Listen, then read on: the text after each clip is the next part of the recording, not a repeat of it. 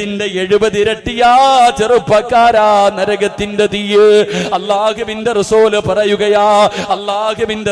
പറയുകയാണ്, ഒരിക്കൽ അല്ലാഹുവിന്റെ പ്രവാചകന്റെ മുന്നിലേക്ക് ജിബ്രീൽ എന്ന മലക്കിറങ്ങി വരികയാ. അല്ലാഹുവിന്റെ റസൂല് നോക്കുമ്പോ ജിബ്രീലിന്റെ മുഖത്തൊരു സന്തോഷമില്ല, ജിബ്രീൽ അലൈഹിസ്സലാമിന്റെ മുഖത്തൊരു സന്തോഷമില്ല. ആ സമയത്ത് അല്ലാഹുവിന്റെ റസൂല് ചോദിച്ചു, ജിബ്രീലേ, എപ്പോഴെന്റെ മുന്നിൽ വന്നാൽ നിന്റെ മുഖത്തൊരു പുഞ്ചിരി കാണുമല്ലോ, വളരെ സന്തോഷത്തോടെയാണല്ലോ കടന്നു വരുന്നത്.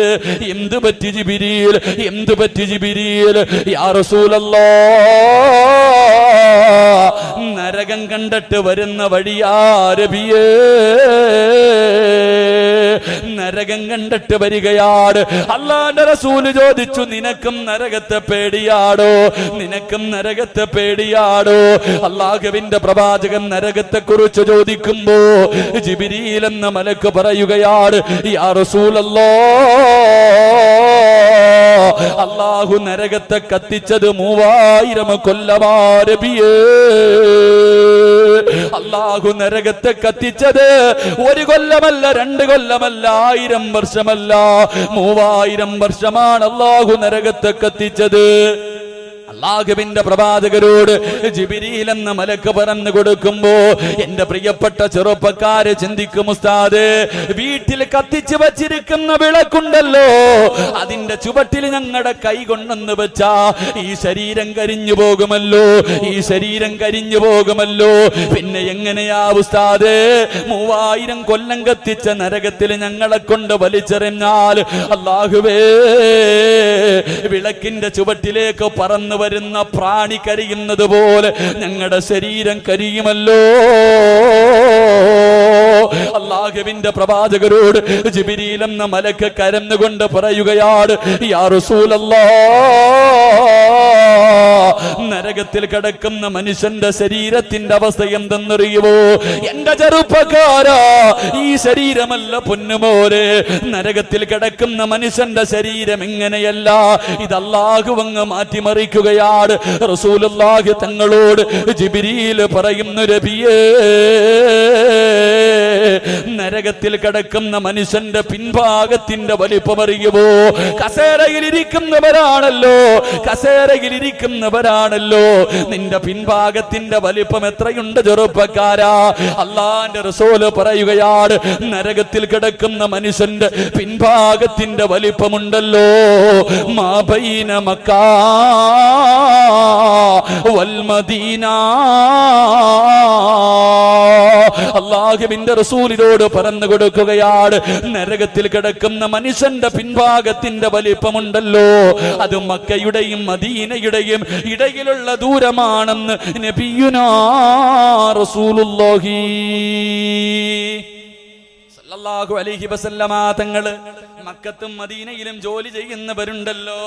അല്ലാഹുവേ, ഹജ്ജിനും ഉംറയ്ക്കും പോയവർക്കറിയാം മക്കയുടെയും മദീനയുടെയും ഇടയിലുള്ള ദൂരം എത്രയാ? 375 കിലോമീറ്റർ ആണ് ചെറുപ്പക്കാരാ. അല്ലാഹുവിന്റെ റസൂല് പറയുകയാ, നരകത്തിൽ കിടക്കുന്ന മനുഷ്യന്റെ പിൻഭാഗത്തിന്റെ വലിപ്പമുണ്ടല്ലോ 375 കിലോമീറ്റർ ഉണ്ടാകുമെന്ന് ലോകത്തിന്റെ നേതാവ് ത്വാഹ റസൂലുള്ളാഹി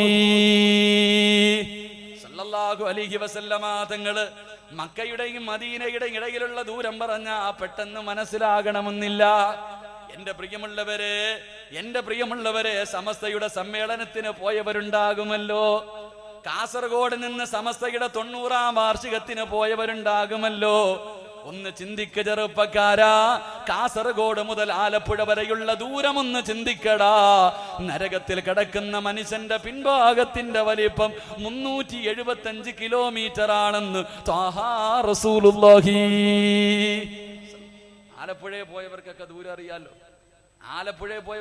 അറിയാലോ, ഒന്ന് കൂട്ടി നോക്ക്, നരകത്തിൽ കിടക്കുന്നവന്റെ പിൻഭാഗത്തിന്റെ വലിപ്പം ഇത്രയാണെന്ന് നബിയുനാ റസൂലുള്ളാഹി സ്വല്ലല്ലാഹു അലൈഹി വസല്ലം. നരകത്തിൽ കിടക്കുന്ന മനുഷ്യൻ ഇരിക്കുന്ന ചെറുപ്പക്കാരൊക്കെ ബുദ്ധിയുള്ളവരാണല്ലോ. ഒരു ചുമല് 2 ചുമലൊന്ന് തിരിഞ്ഞു നോക്ക്, 2 ചുമലിലും ഇവിടവും എത്ര നീളമുണ്ട്. മഹാനായ റസൂലുള്ളാഹി സ്വല്ലല്ലാഹു അലൈഹി വസല്ലം തങ്ങൾ പറയുന്നു, നരകവാസിയുടെ ഒരു ചുമലിൽ നിന്ന് മറു ചുമലിലെത്താൻ 3 ദിവസം രാവും പകലും നടക്കണമെന്ന് ലോകത്തിന്റെ നേതാവ് നബിയുനാ റസൂലുള്ളാഹി സല്ലല്ലാഹു അലൈഹി വസല്ലം. ഇവിടുന്ന് 3 ദിവസം രാവും പകലും മുടങ്ങാതെ നടന്ന എവിടെ വരെ എത്തും?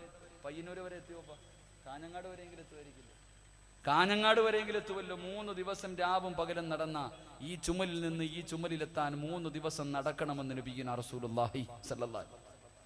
നരകത്തിൽ കിടക്കുന്ന മനുഷ്യന്റെ പല്ലുണ്ടല്ലോ, പല്ല്. നിന്റെ ഗ്ലാമർ അതിലല്ലേ, നമ്മുടെയൊക്കെ ഗ്ലാമർ അതിലല്ലേ. അള്ളാന്റെ റസൂൽ സല്ലല്ലാഹു അലൈഹി വസല്ലം തങ്ങൾ പറയുന്നു, നരകത്തിൽ കിടക്കുന്ന മനുഷ്യന്റെ പല്ലിന്റെ വലിപ്പം. ഉംറയ്ക്ക് പോയവർ ഉഹുദ് മല കണ്ടിട്ടുണ്ടാകുമല്ലോ, ഉഹുദ് മല കണ്ടിട്ടുണ്ടാകുമല്ലോ. എത്ര കിലോമീറ്റർ ഉണ്ട് ഉഹുദ് മല? എത്ര കിലോമീറ്റർ ഉണ്ട്? ഉംറയ്ക്ക് പോകുമ്പോ പറഞ്ഞു തരാറുണ്ട്, ഉഹുദ് മല ഇങ്ങനെ കാണിച്ചു തരും. അള്ളാന്റെ റസൂൽ സല്ലല്ലാഹു അലൈഹി വസല്ലം തങ്ങളോട് പട്ടിണിയായിട്ട് പ്രവാചകന് വയറ്റത്ത് കല്ല് വെച്ചിട്ട് വീട്ടിൽ കിടന്നിട്ട് ഉറക്കം വരാതെ ഇറങ്ങി നടന്നു പോകുമ്പോ ജിബ്രീൽ അലൈഹിസ്സലാം വന്നിട്ട് പറഞ്ഞു, നബി എന്തിനാ ഇങ്ങനെ പട്ടിണി കിടക്കണേ? ഒന്ന് പറ നബിയെ, ഈ കാണുന്ന മല ഞാൻ സ്വർണ്ണമാക്കി തരാൻ നബിയെ, കൂടെ നടക്കുക എവിടെ പോയാലും. അള്ളാന്റെ റസൂൽ സല്ലല്ലാഹു അലൈഹി വസല്ലം തങ്ങൾ പറയുന്നു, നരകത്തിൽ കിടക്കുന്ന മനുഷ്യന്റെ പല്ലിന്റെ വലിപ്പം ഉഹുദ് മലയോളം ഉണ്ടാകുമെന്ന് നബിയുനാ റസൂലുള്ളാഹി സല്ലല്ലാഹു അലൈഹി വസല്ലം. നരകത്തിൽ കൊണ്ടിട്ട കത്താൻ ഇത്തിരി താമസിക്കും ചെറുപ്പക്കാര. കൈയുടെ തൊലിയുണ്ടല്ലോ, ഈ തൊലി കൊണ്ടുപോയി എന്ന് വിളക്കിൽ കാണിച്ച കരിഞ്ഞു പോകും. പക്ഷെ നരകത്തിൽ കിടക്കുന്ന മനുഷ്യന്റെ തൊലിക്കട്ടി എത്രയെന്നറിയോ? നരകത്തിൽ കിടക്കുന്ന മനുഷ്യന്റെ തൊലിക്കട്ടി എത്ര?